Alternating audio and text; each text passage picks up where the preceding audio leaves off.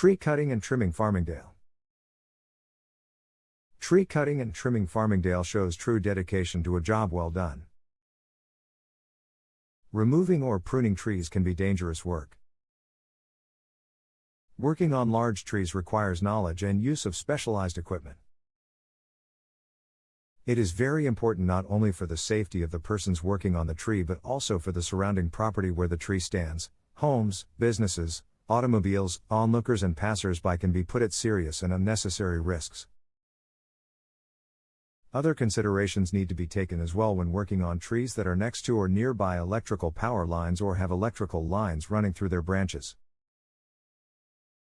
Tree Cutting and Trimming Farmingdale provides a trained crew, all the required safety equipment, liability insurance and of course the knowledge and experience that can only come with years of experience and dedication to a job well done.